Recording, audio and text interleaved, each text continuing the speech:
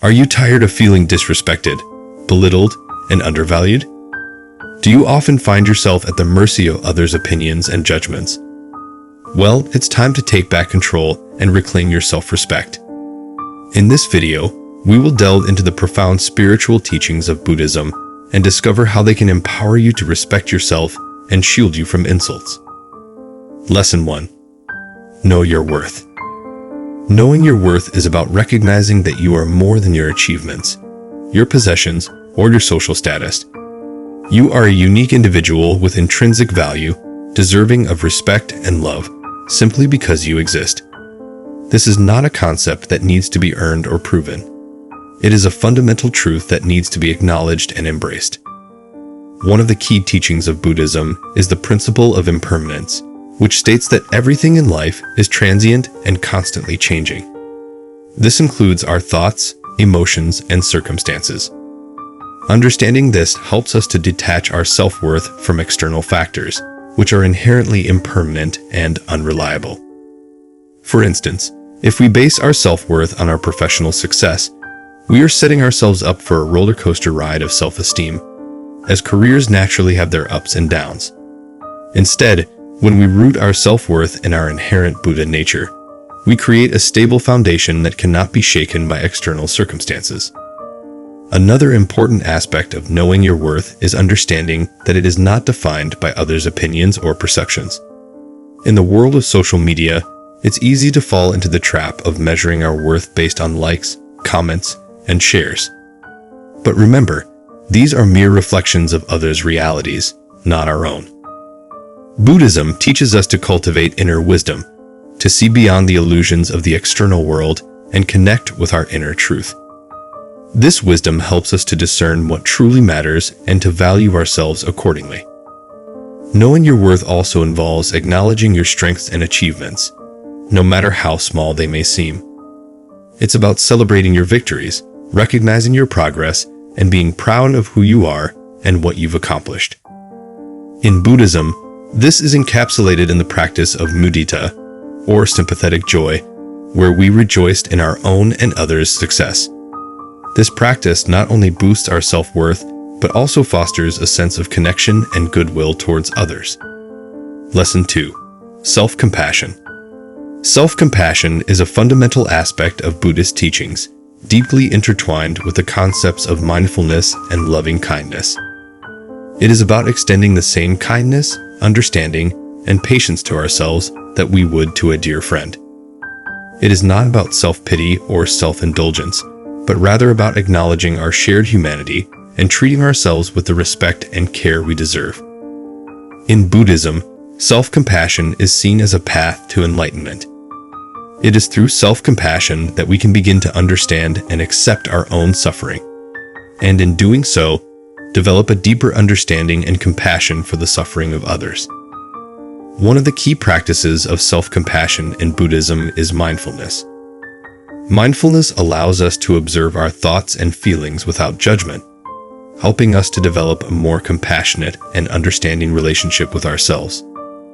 By being present with our emotions, even the difficult ones, we can begin to accept them as part of our human experience, rather than as personal failures or shortcomings. Another important aspect of self-compassion is forgiveness.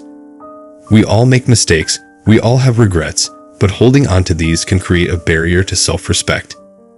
Buddhism teaches us to let go of past hurts and mistakes, to forgive ourselves, and to move forward with a compassionate and open heart.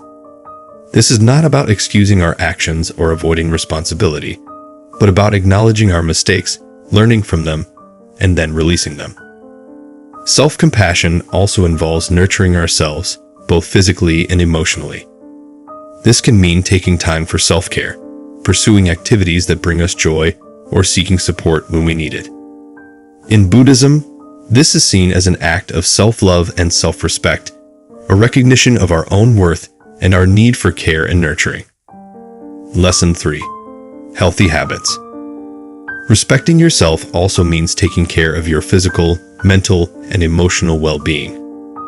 Buddhism emphasizes the importance of maintaining a healthy body and mind through mindful living.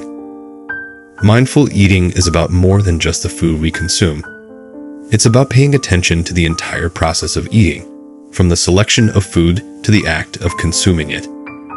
By eating mindfully, we not only nourish our bodies, but also cultivate a deeper appreciation for the food that sustains us. This practice helps us respect our bodies by providing them with the nutrients they need to thrive.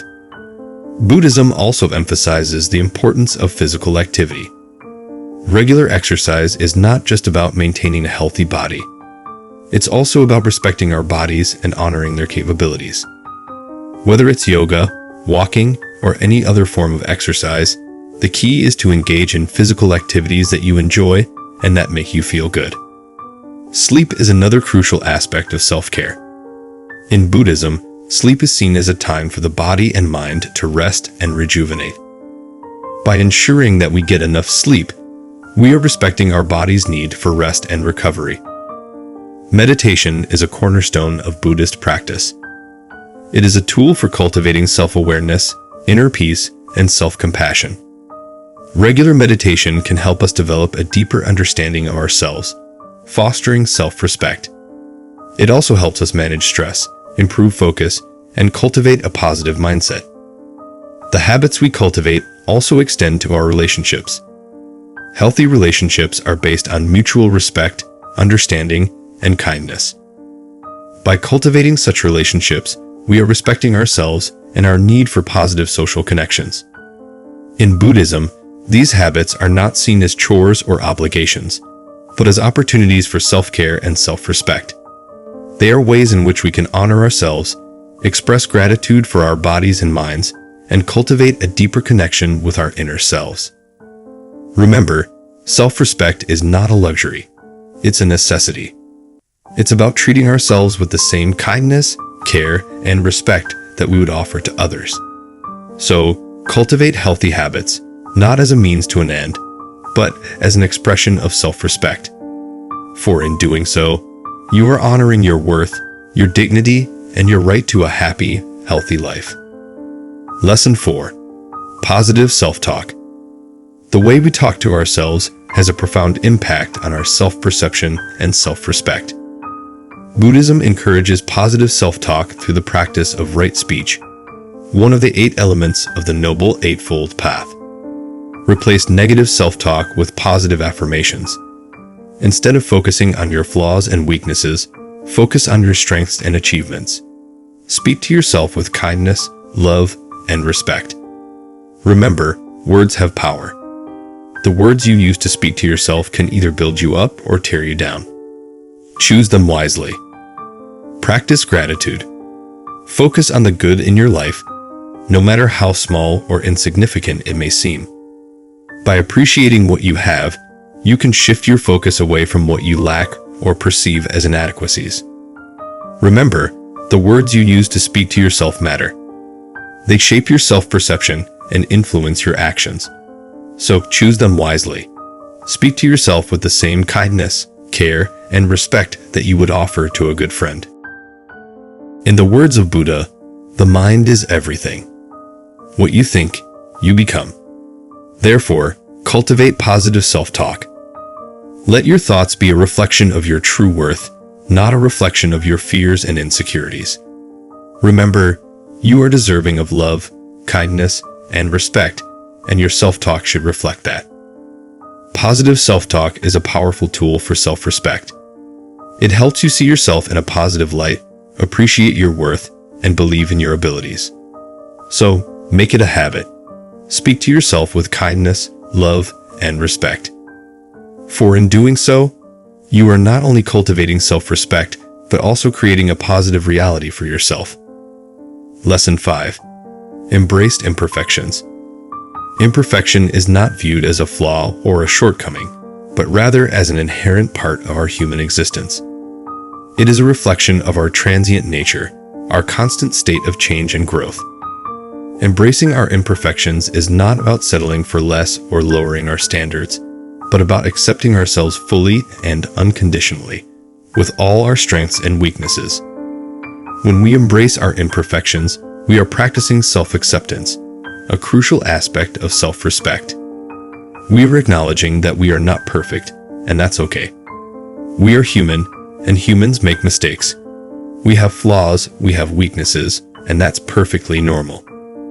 Embracing our imperfections also means letting go of our unrealistic expectations and our relentless pursuit of perfection. It means understanding that perfection is an illusion, a myth that we have been conditioned to believe. In reality, there is no such thing as perfection. There is only progress, growth, and evolution. Our imperfections are not just a part of us. They are a part of our unique identity. They make us who we are. They shape our character. They define our experiences, and they influence our perspectives. Without our imperfections, we would not be able to learn, to grow, or to evolve. So, instead of trying to hide or fix our imperfections, let's embrace them. Let's accept them as a part of our journey, as a part of our growth. Let's view them not as obstacles, but as opportunities for self-improvement and self-discovery. Remember, you do not need to be perfect to be worthy of respect. You are enough, just as you are, with all your imperfections. Your worth is not defined by your flaws or your mistakes, but by your ability to rise above them, to learn from them, and to grow from them. In the words of Buddha, you can search throughout the entire universe for someone who is more deserving of your love and affection than you are yourself, and that person is not to be found anywhere. You, yourself, as much as anybody in the entire universe, deserve your love and affection. So, embrace your imperfections, for they are a part of you. Love yourself, for you are worthy of love. Respect yourself, for you are deserving of respect. And remember, no one can insult you without your permission. So do not give them that power. Hold onto your self-respect, for it is your birthright. Lesson 6. Live authentically.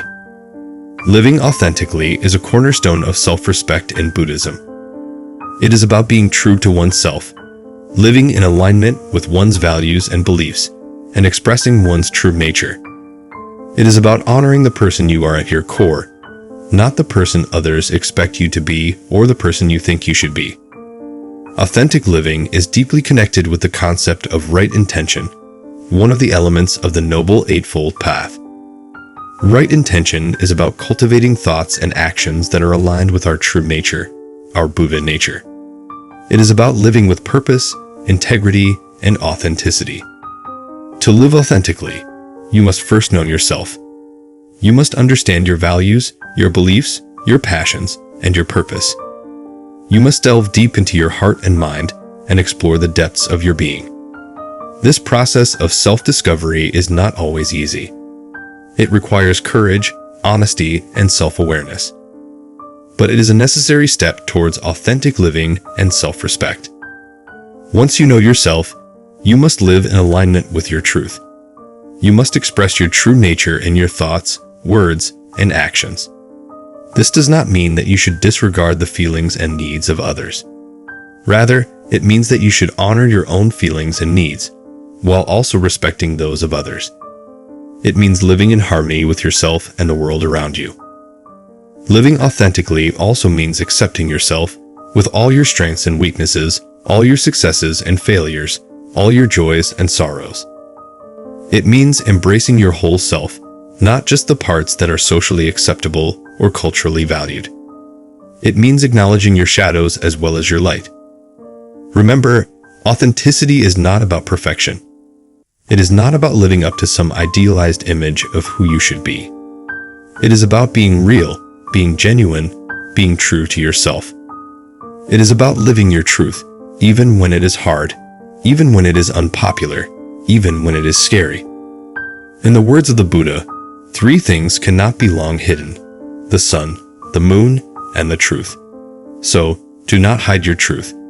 Let it shine, like the sun and the moon. Live authentically, for that is the path to self-respect. Respect yourself by being true to yourself, by living your truth, by expressing your true nature.